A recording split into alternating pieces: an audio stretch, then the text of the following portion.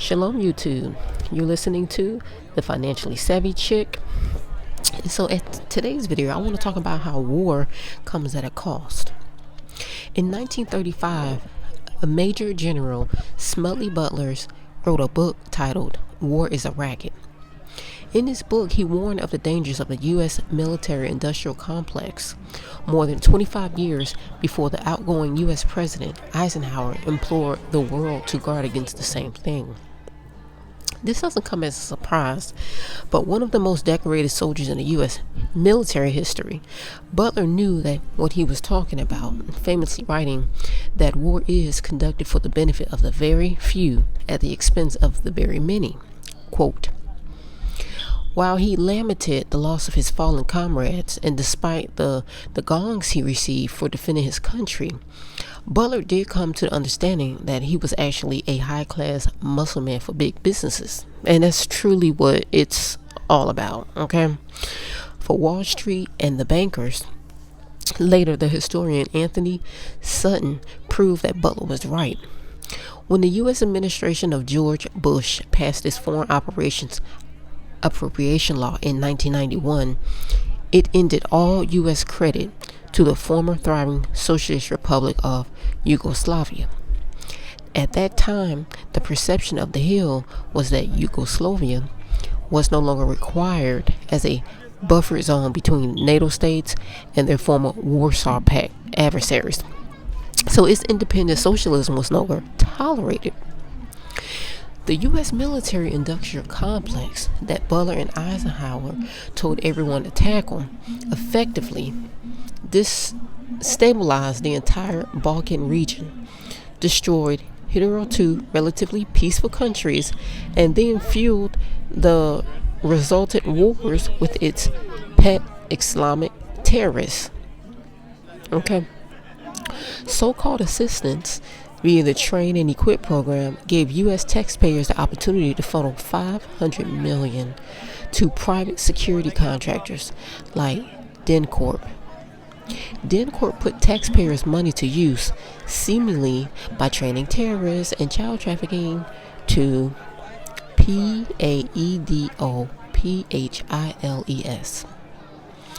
The U.S. and its Western allies military-industrial complex pulled off more or less the same trick in Iraq, Libya, and nearly Syria. In hindsight, this doesn't appear to have been a very good idea. That is, if you think war was fought for the reasons you were told. Having bombed Iraq into Stone Age to stop its regime producing world mass destruction, as they call it, or weapons of mass destruction, it didn't have. The U.S. then rescued countries from horrific violence and starvation sanctions the U.S. government itself visited upon the Iraqi people by establishing the U.S.-led coalition, Public Coalition Provisional Authority government. Once installed, the CPA did things like award U.S. engineering firm Kellogg Brown and Root KBR a sole source contract to fix and operate all of Iraq's oil wells. Remember, Bush said that he was going to use the oil from Iraq to help pay for the war that was taking place there, and that was never done. When former UK Prime Minister Theresa May okayed missile strikes upon Syrian civilians, the fact that her husband made millions out of it, as his investments in missile manufacturers went through the roof, was also just a coincidence. In no way did she personally profit from killing children, and the fact that her family continues to make a fortune by killing more children in Yemen does not undermine Theresa's very public profile as a champion of good causes. So we shouldn't be surprised when, once again, we discover that war, far from an impediment to business, actually improves operational margins, increases production, boosts markets, and offers white-collar criminal enterprises industrial-scale profits. Sure, people, including children, die in huge numbers, but for what? Like, where's their muck? There's brass. War certainly is a racket.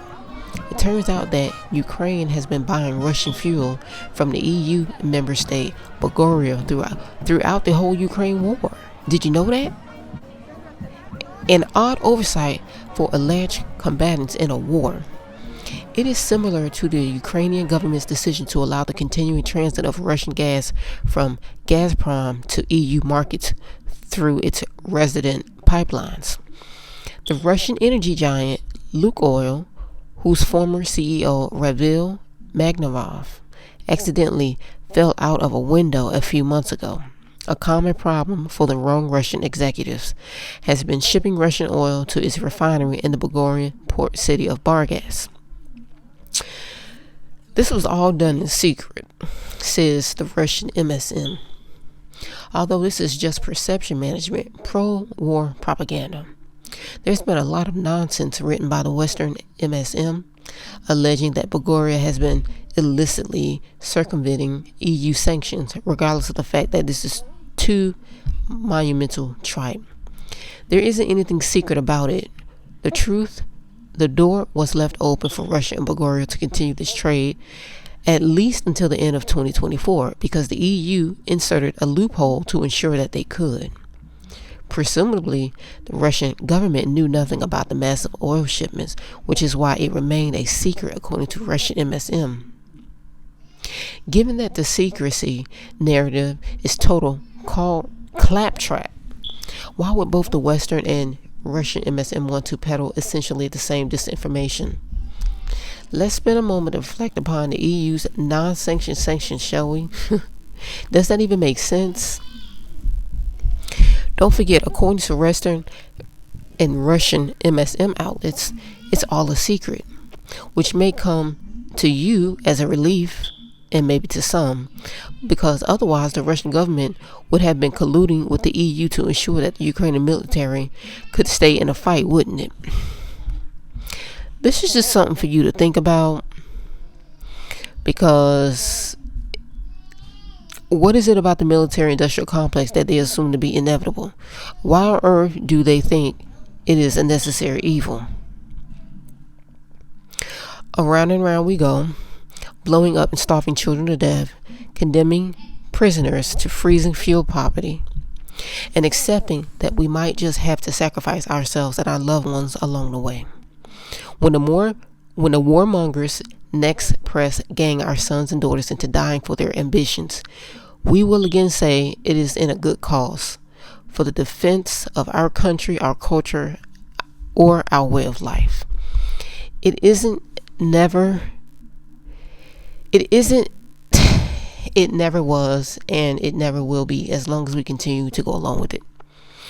I hope you found this video helpful. Please hit the like button. Please hit the share button. Don't forget to visit our website, thefinanciallysavvychick.com. Check out our blogs. Until next time, keep Yahweh first, pay down your debt, and prep. Shalom.